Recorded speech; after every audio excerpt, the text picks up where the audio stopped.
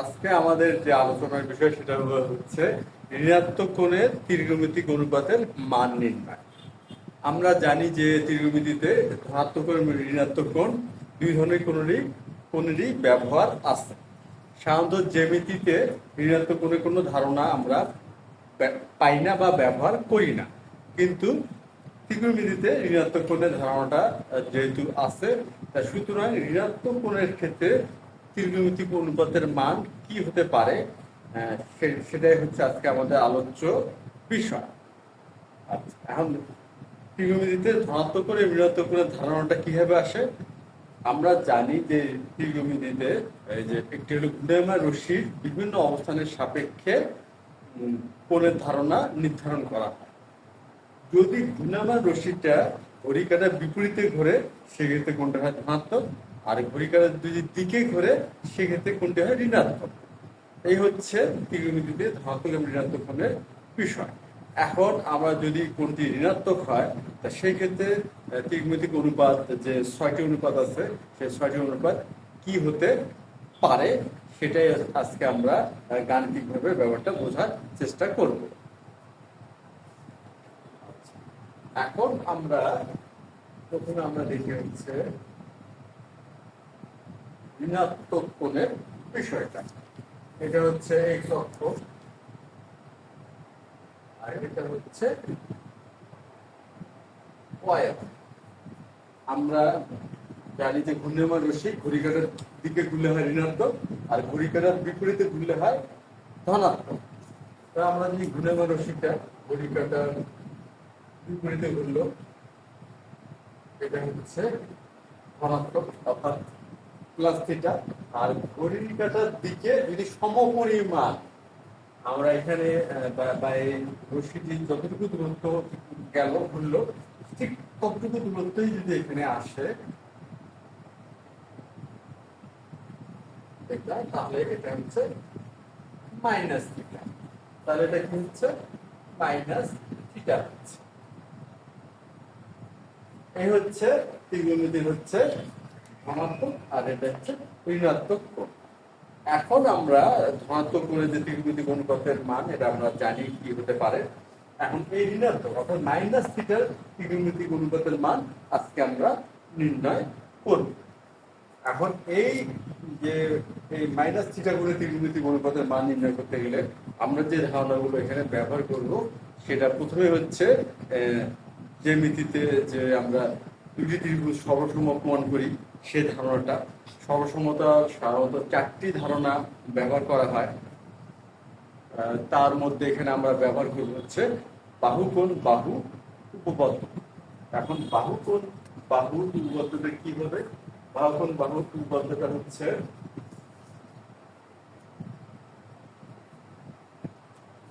যদি দুটি ত্রিভুজ এটা আর এটা হচ্ছে এ বি সি আর হচ্ছে ডি ই এফ, এবিসি এবং ডিএফ দুটি ত্রিভুজ।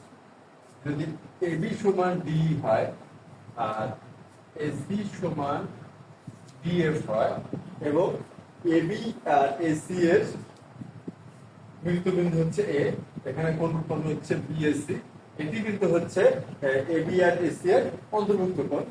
আর এখানে ডিই আর ডিএফ এর দুটি বাহু এবং এখানে মিলিত হচ্ছে ডি বিন্দুতে। সুতরাং ডিই এবং ডিএফ বাহু অন্তর্ভুক্ত কোণ হচ্ছে ইডিএফ।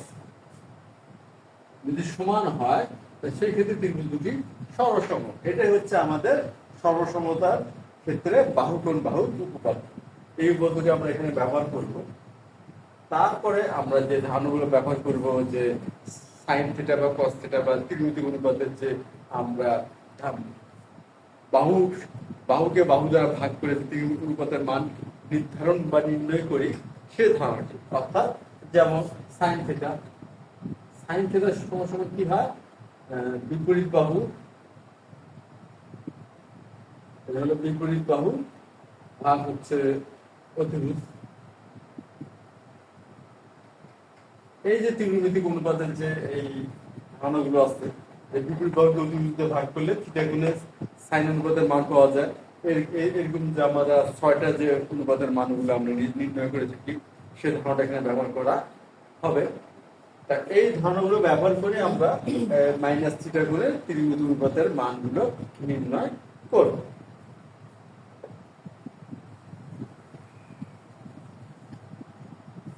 এখন আমরা যেটা করব সেটা হচ্ছে যে ও, এটা হচ্ছে ও এ হচ্ছে একটা রশ্মি। আচ্ছা, ওই রশ্মি ও হতে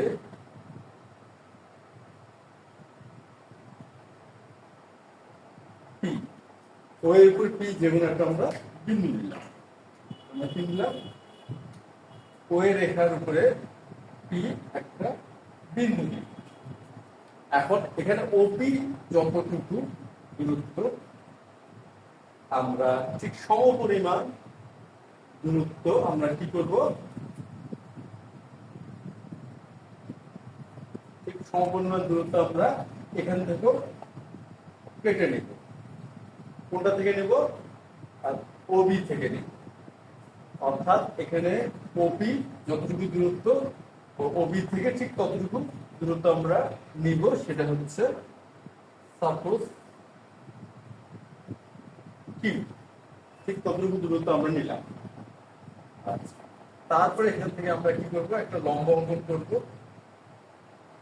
এখানে একটা আমরা কি আঁকলাম, লম্ব অঙ্কন করলাম এবং এটাকে আমরা বর্ধিত করলাম, এটাকে আমরা বর্ধিত করলাম। এই হচ্ছে আমাদের অঙ্কিত চিত্র, যেটা আমরা মাইনাস থিটা কোণের ত্রিকোণ অনুপাত নির্ণয় করতে ব্যবহার করব।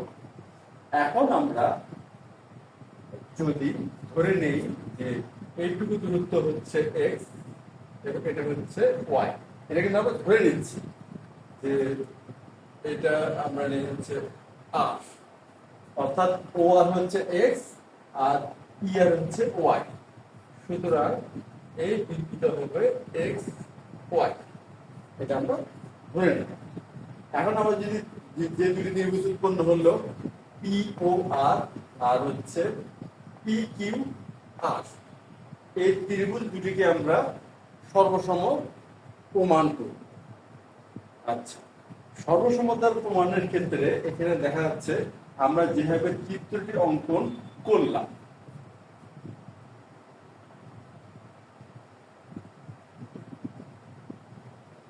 যেভাবে আমরা চিত্রটি অঙ্কন করলাম, এখানে আমরা কোন উপপাদ্যটা ব্যবহার করব, বাহুকোণ বাহু উপপাদ্যটি ব্যবহার করব।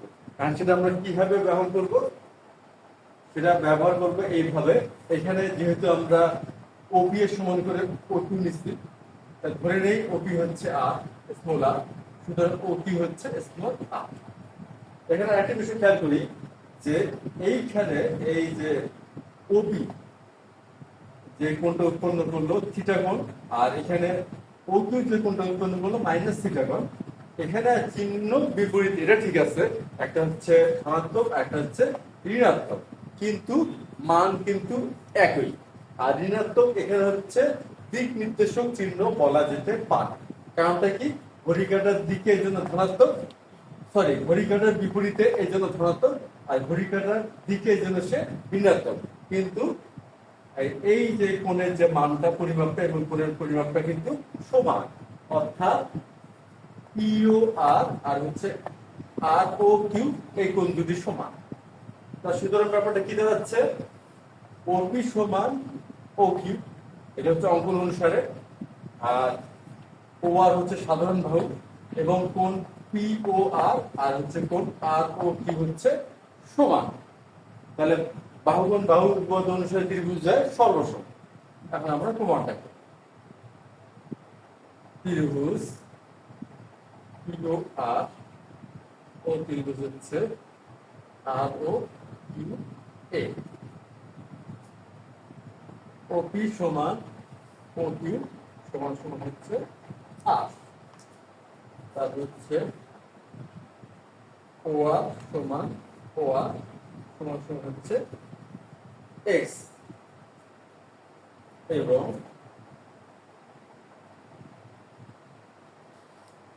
অন্তর্ভুক্ত কোণ হচ্ছে পিও আর সমান সমান অন্তর্ভুক্ত কোণ হচ্ছে আর ও কিউ। অতএব ত্রিভুজ পিও আর সর্বসম ত্রিভুজ আর ও কিউ। তাহলে ত্রিভুজদ্বয় কিন্তু সর্বসম হলো। আর যদি ত্রিভুজদ্বয় যেহেতু সর্বসম আমরা প্রমাণ করতে পারলাম, তার সুতরাং আমরা জানি যদি ত্রিভুজ সর্বসম হয় তাহলে কি হয়, তাহলে অনুরূপ বাহু এবং অনুরূপ কোণগুলো সমান হয়। তাহলে এখানে কি হবে, অতএব পি আর সমান হচ্ছে কিউ আর। তাহলে পি আর এবং কিউ আর কিন্তু সমান হলো। আর পি আর সমান আমরা ওয়াই ধরছি, তাহলে কিউ আর হচ্ছে ওয়াই। তাহলে পি আর এবং কিউ আর হচ্ছে ওয়াই। এখন এখানে একটা ব্যাপার আছে, আমরা মানে স্থানাঙ্ক জ্যামিতির ধারণা অনুসারে জানি যদি এটা যদি এক্স অক্ষ এবং এটা হচ্ছে ওয়াই অক্ষ, আর এই যে প্রথম চতুর্ভাগে এক্স অক্ষ এক্স স্থানাঙ্কের মানও ধনাত্মক হয়, ওয়াই স্থানাঙ্কের মানও ধনাত্মক হয়। কিন্তু চতুর্থ চতুর্ভাগে কি হয়, চতুর্থ চতুর্ভাগে এক্স স্থানাঙ্কের মান ধনাত্মক কিন্তু ওয়াই স্থানাঙ্কের মান হয় ঋণাত্মক। আর যেহেতু কিউ যে বিন্দুটা, আমরা যদি এটাকে বিন্দু বলি এখন, যদি এখানে বিন্দু ধারণা চলে আসে, তার সুতরাং এক্স স্থানাঙ্ক ধনাত্মক আর ওয়াই স্থানাঙ্ক কি হচ্ছে ঋণাত্মক হচ্ছে। এখানে ওয়াই স্থানাঙ্কের মান হচ্ছে ওয়াই, আর যেহেতু চতুর্থ চতুর্ভাগের জন্য এটা হচ্ছে মাইনাস ওয়াই। এটা কি হচ্ছে মাইনাস ওয়াই। হ্যাঁ, মান ওয়াই অর্থাৎ দূরত্বটা ওয়াই, কিন্তু দিকের জন্য আসতেছে ঋণাত্মক। সুতরাং কি বিন্দুর স্থানাঙ্ক আসছে এক্স মাইনাস ওয়াই, কি বিন্দুর স্থানাঙ্কটা চলে আসে। এখন আমরা দেখি যে সাইন মাইনাস থিটা সমান, অর্থাৎ সাইন মাইনাস থিটা কি হবে, আমরা জানি বিপরীত বাহুবল প্রতিভুজ। তাহলে মাইনাস থিটা এর বিপরীত বাহু কোনটা, এটা হচ্ছে কিউ আর অর্থাৎ মাইনাস ওয়াই। আর এখানে হচ্ছে অতিভুজ হচ্ছে আর, সুতরাং মাইনাস ওয়াই বাই আর সমান মাইনাস ওয়াই বাই আর। এখন আমরা প্রথম চতুর্ভাগে যে ত্রিভুজটা আসছে এটা যদি খেয়াল করি, তাহলে কি আসছে মাইনাস ওয়াই বাই আর, অর্থাৎ আমরা মাইনাস চিহ্নটা তো বাইরে রাখছি, ওয়াই বাই আর, ওয়াই আর হচ্ছে আর। তাহলে কি হচ্ছে লম্ব বাই অতিভুজ, সুতরাং হচ্ছে সাইন থিটা সমান সমান হচ্ছে মাইনাস সাইন। তাহলে সুতরাং ঋণাত্মক কোণ অর্থাৎ মাইনাস সাইন এর ত্রিকোণমিতিক অনুপাত কি আসতেছে মাইনাস সাইন থিটা, অর্থাৎ এটার মান ঋণাত্মক আসে। এখন হচ্ছে cos মাইনাস থিটা সমান সমান, আমরা cos সমান কি জানি যে সন্নিহিত বাহু বা অতিভুজ। আর এখানে সন্নিহিত বাহু কি, এই ত্রিভুজটির সন্নিহিত বাহু অর্থাৎ মাইনাস থিটার সংলগ্ন বাহু হচ্ছে ও আর অর্থাৎ এক্স, আর অতিভুজ হচ্ছে ও কিউ অর্থাৎ আর। এখন যদি আমরা প্রথম চতুর্ভাগ খেয়াল করি, অর্থাৎ ত্রিভুজ পিও আর, এখানে কি দাঁড়াচ্ছে এক্স এবং আর সন্নিহিত বাহু বা অতিভুজ অর্থাৎ cos থিটা।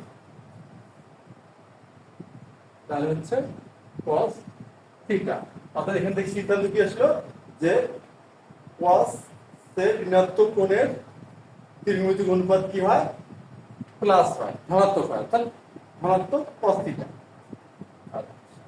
এখন হচ্ছে tan, tan সমান সমান কি জানি বিপরীত বাহু বা সন্নিহিত বাহু।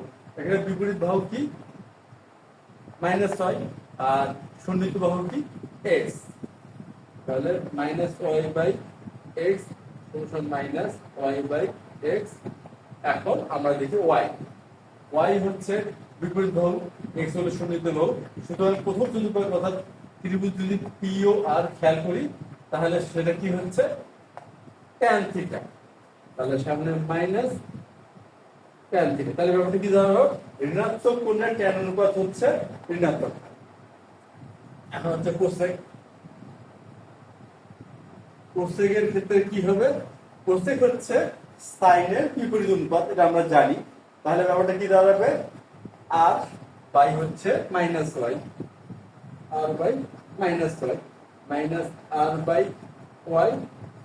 এখন আর চতুর্ভুজ ভাগ হচ্ছে বিপরীত বাহু, তাহলে হচ্ছে মাইনাস কোসেক থিটা। আর হলো সেক, সেক মাইনাস থিটা। সেক হচ্ছে কি কসের বিপরীত অনুপাত, সুতরাং x বাই আর ওটা হবে r by x, r by x। তাহলে এটা তো বোঝা যাচ্ছে এটা প্লাস cos থিটা আসছে, সরি প্লাস হচ্ছে sec থিটা আসছে, অর্থাৎ ঋণাত্মক কোণের সেক অনুপাত ধনাত্মক। এরপর হচ্ছে cot।